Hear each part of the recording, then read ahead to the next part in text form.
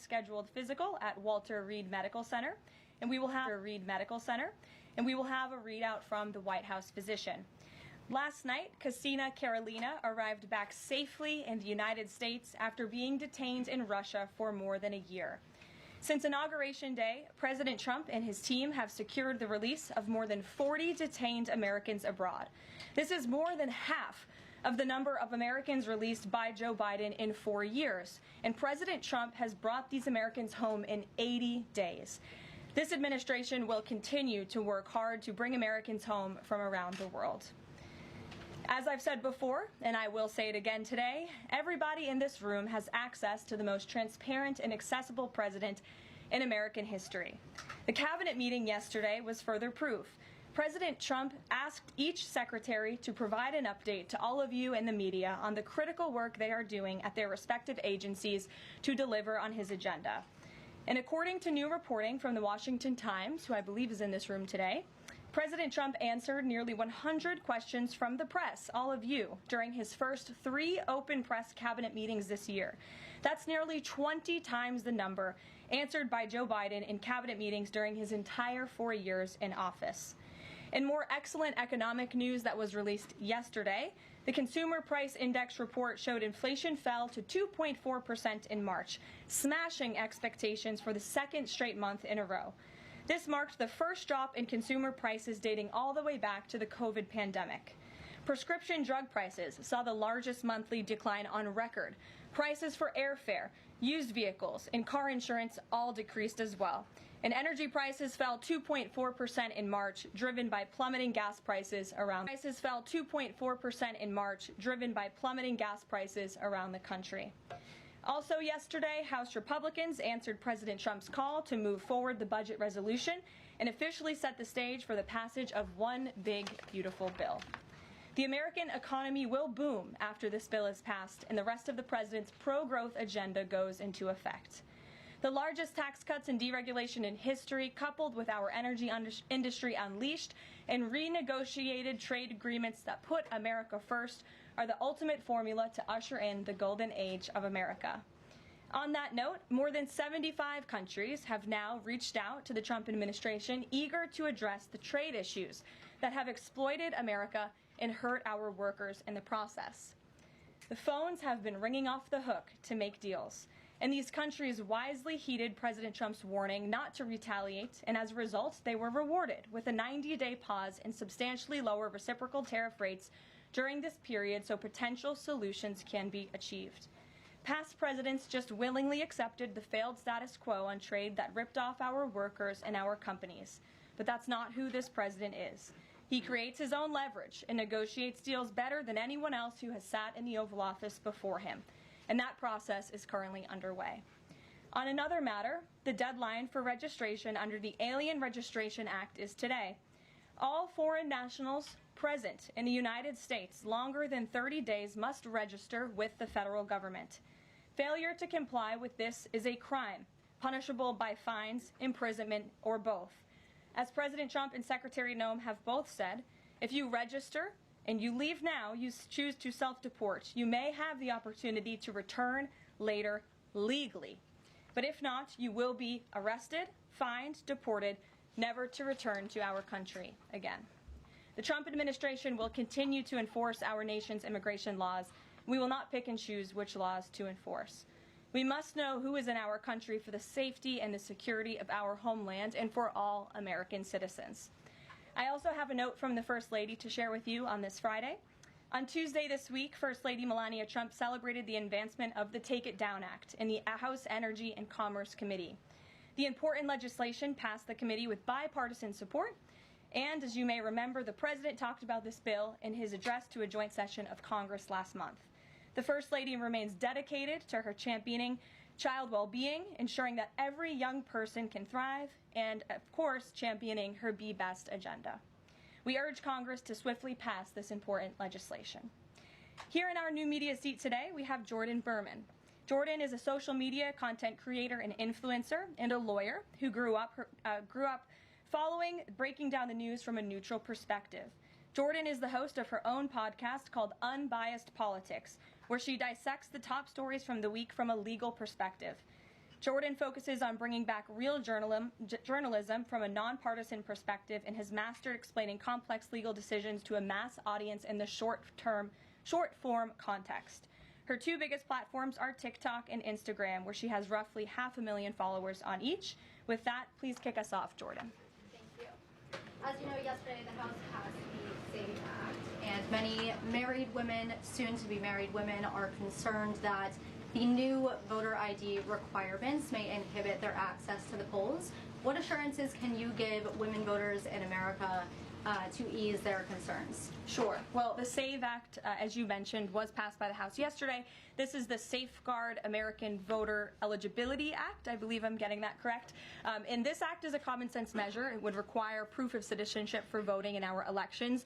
The Democrats have been fear-mongering about this bill, have been saying that married women, if their name has changed, they didn't change it on their identification, would not be able to vote. That is complete fallacy. There are outlined in the bill about how to avoid that. The president very much supports a common sense solution to ensuring that only citizens can engage in our elections. This is critical to improving the integrity of our elections and also the trust that American citizens need to have in our electoral process. So the president supports this bill, and that is a myth that has been proven wrong by the text of this bill, and I believe some of the co-sponsors of the bill have been very vocal in addressing that. And certainly I myself, as a married woman, would not stand before this podium if the president did not support such a common sense measure. Thank you. For my next question, I actually want to give a voice to the American people. I sourced a question from one of my listeners. Her name is Bryn. She is from Oregon. And she asked, what, if any, plans do you have, the administration, for the money that will be generated by tariffs imposed on foreign goods? How will the administration facilitate the development of American industries when many critical components, labor, parts, etc., are much cheaper and more feasible from foreign entities? It's a great question from your listener, and I want to thank her for submitting it to you to ask. That's the part of the new media seat, is so that everyday Americans across the country have a voice in this room. So thank you again for being here. Thanks for the question. The president's point about his trade and tariff agenda is to bolster our manufacturing industries here in our country, to bring down the cost of living here in our country, and to ensure that we are maintaining critical supply chains here in America. We cannot be dependent on countries like China if we want this country to be strong and wealthy. So the president wants to restore wealth to America by shoring up these jobs here at home, which will result in good paying jobs and higher wages for the American public. And so Americans should trust in that process. He effectively implemented tariffs in his first term while driving down the cost of living in this country, and that's what he's focused on doing again. Thank you. As a follow-up question, could I just ask, are there any specific ideas that the administration has as to what that revenue, specific tariff revenue, will be used for? Yes, to the heart of your question, the president has spoke about the trillions of dollars that he expects in revenue from tariffs and how we can use it to pay down our debt and to ensure that we are no longer faced with a crippling national debt in the trillions that is going to bankrupt our nation for future generations. So that money coming back home will make America in the green rather than in the red, which any small business owner across the country, I believe, can appreciate. Thank you so much. Thank you. Kelly. Hey. Tomorrow there will be negotiations between the United States and Iran in Oman. What are the president's chief goals for that, and is he satisfied with how Iran is responding to this? They don't want direct face-to-face negotiations, instead sort of old-school shuttle diplomacy where they're in separate rooms and messages are passed back and forth. So is the president comfortable with the arrangement there, and what is the chief objective? Well, I have spoken to both the president and also his national security team who will be engaged in these discussions. These will be direct talks with the Iranians, and I want to make that very clear. I also spoke to the president just last night about his goal when it comes to Iran, and he has reiterated repeatedly to all of you publicly and also privately to his team here at the White House, his ultimate goal and the ultimate objective is to ensure that Iran can never obtain a nuclear weapon. The president believes in diplomacy, direct talks, talking directly in the same room in order to achieve that goal. But he's made it very clear to the Iranians, and his national security team will as well, that all options are on the table, and Iran has a choice to make. You can agree to President Trump's demand, or there will be all hell to pay. And that's how the president feels. He feels very strongly about it. And can you update us on Mr. Witkoff in Russia and what's happening with direct communications with Vladimir Putin? I can confirm confirm that Mr. Witkoff is in Russia to have direct communications with the Kremlin and with Vladimir Putin. This is another step in the negotiating process towards a ceasefire and an ultimate peace deal in Russia and Ukraine. As these negotiations are ongoing, I obviously will not get ahead of the president or his team, but I think the president has been quite clear that he's been continually frustrated with both sides of this conflict, and he wants to see this fighting end. He wants the war to end. We believe we have leverage in negotiating a deal, to a peace deal, and we're going to use that leverage, and the president is determined to see this through. Sure. Thanks, Caroline. President Trump has said China wants to make a deal on tariffs. The president says he has a great relationship with Chinese President Xi. He's willing to speak with him directly. Why doesn't the president just pick up the phone and get this ball going? All of the things the president just said are true. The president, as I said from the podium just a few days ago when I was up here, would be gracious if China intends to make a deal with the United States. If China continues to retaliate, it's not good for China. The United States of America is the strongest, best economy in the world, as evidenced by the more than 75 countries who have called the administration immediately to cut good deals. So the president wants to do what's right for the American people. He wants to see fair trade practices around the globe, and that's his intention and his goal. So is he waiting for China to make the first move here? I'm not going to comment on communications that are happening or may not be happening, or either way. We'll leave it to our national security team to get these discussions underway. And as always, in the effort of transparency, we will provide updates moving forward. But the president has made it very clear he's open to a deal with China. Why is he optimistic that China's going to make a deal or wants to make a deal? If they're not talking, where's that optimism come from? He's optimistic. Hey, Sean. why would any of our allies work with us to isolate China in a trade war if we're treating friend and foe alike? You'll have to talk to our allies who are reaching out to us. The phones are ringing off of the hooks. They've made it very clear they need the United States of America. They need our markets. They need our consumer base. You saw Prime Minister Benjamin Netanyahu in the Oval Office with the president saying that he was going to bring down all of their monetary tariffs and their non-monetary tariff trade barriers as well. We've heard from South Korea. We've heard from Japan. The president has spoken to Vietnam. We have Italy coming to the White House next week.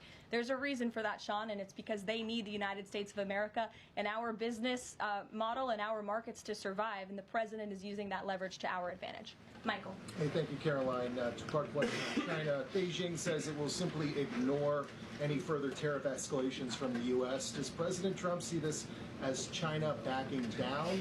And as a follow-up to that, what do you say to people like Shark Tank's Kevin O'Leary who say, you guys simply haven't tariffed China enough?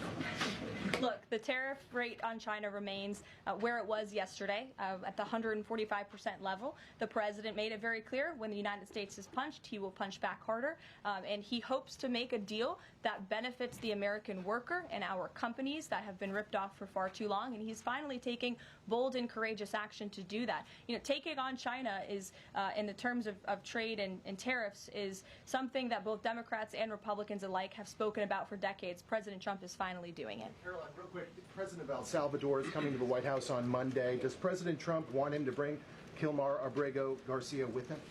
The Supreme Court made their ruling last night very clear that it's the administration's responsibility to facilitate the return, not to effectuate the return. I believe the Department of Justice just filed another brief in the lower court. I would defer you to that for any updates. But as you mentioned, President Bukele will be here at the White House on Monday to talk about the cooperation that is at an all-time high. And we very much appreciate President Bukele and El Salvador's cooperation and the repatriation of El Salvadorian gang members who the previous administration allowed to infiltrate our country.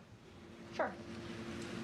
Thank you very much, Caroline. The president spoke quite highly of the great relationship that he has with the Turkish president. We know that the president might be heading off to the Middle East very soon. Is he planning to meet with the Turkish president, either here in the White House or in Turkey? Any plans? I don't have any details about the president's overseas trip other than to say he was surely going to Saudi Arabia. There could be more countries as part of that trip. We're working on the details, and as I've said repeatedly, we will provide the details of that trip as soon as possible. A trip to Turkey, or his invitation to the Turkish president, is under consideration? I'm not going to comment on the details of the trip, but once they're confirmed, I will certainly let you all know. Yes, Stephen. Thank you, Caroline. I'd like to ask you about presidential health and also about tariffs. On presidential health, are there plans for the president's physician to come here and take our questions? And also, President Trump repeatedly makes remarks about the former president's health. Is he considering using his executive powers to bring any greater transparency there? As I have said, the president is undergoing his long-scheduled physical. It's a yearly physical that every president receives, and we will provide an update on that by the president's physician as soon as we possibly can. And about the former president and transparency regarding his health, are there...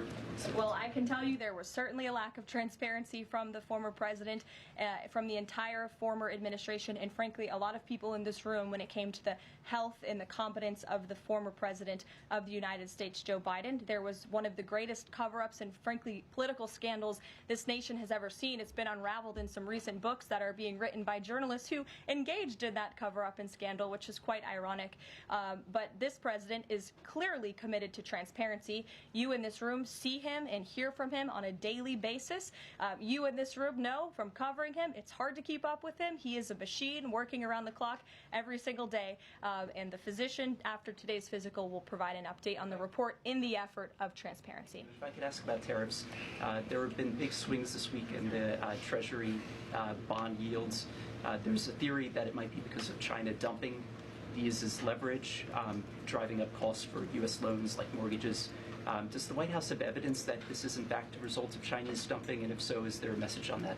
Not to my knowledge, but I would check in with the Treasury Department on that. I can tell you I know our Secretary of Treasury, Scott Bessent, is keeping a very close eye on the bond market.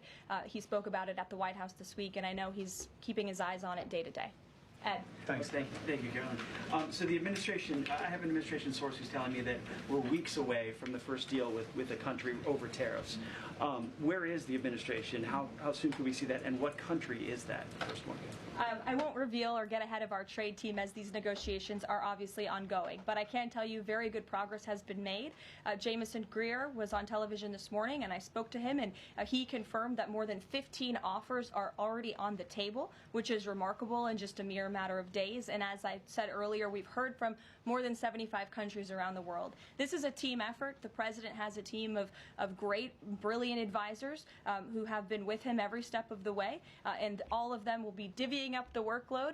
And I just want to give the president and his trade team credit for taking this on. This is a massive undertaking. There's no doubt about it. We take it very seriously. The president is determined to renegotiate global trade on behalf of American workers. And again, you've seen people on both sides of the aisles calling for this for years, but I think no other president lacked the courage or maybe the work ethic or the stamina to take on such a task. And I know there were some questions about the president's delayed departure earlier to Walter Reed. I'd like to address it was because he is working on this very issue, so he was running a bit behind this morning. On the 90-day pause, what would the president need to see in order to extend that 90-day pause for countries on tariffs? Well, I think the president addressed this yesterday when he said he's hoping that there will be good deals made before the 90 days is up, and we will cut those deals as soon as we possibly can, country by country, tailor-made deals for each and every country as they all propose unique challenges and unique assets to each country, advantages rather, and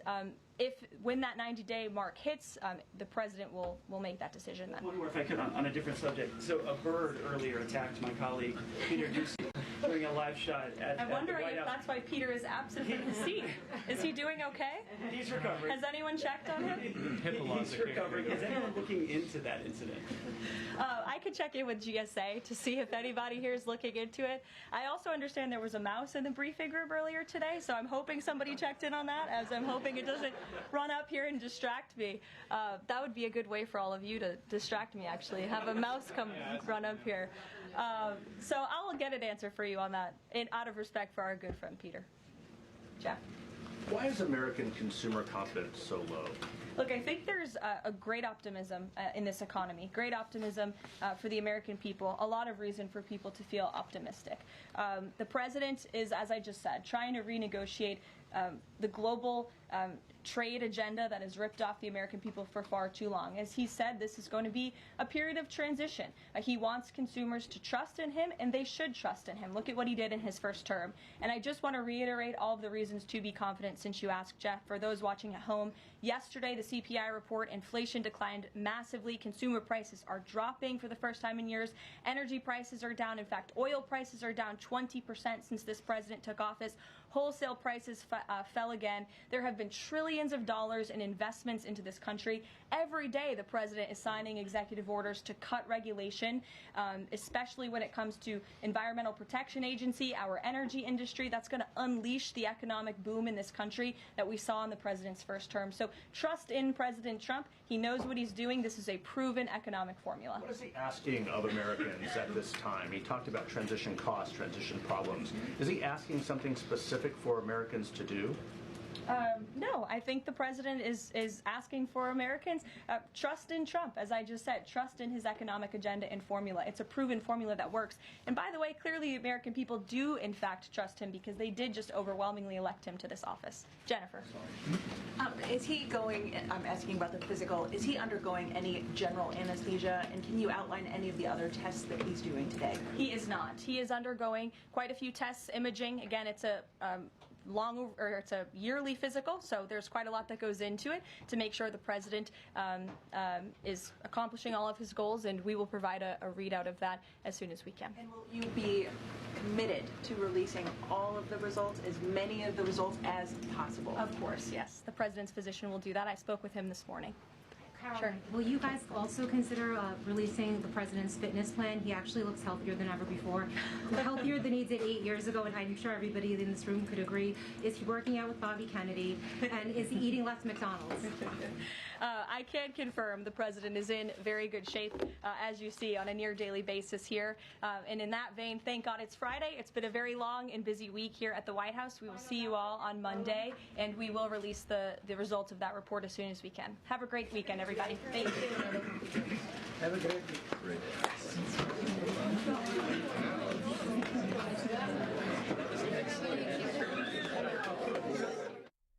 C-SPAN wants you, our viewers, to have a voice in the White House briefing room.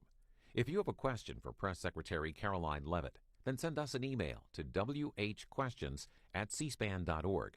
Be sure to include your first name and city and state, and you might hear your question asked at the next briefing. Democracy. It isn't just an idea.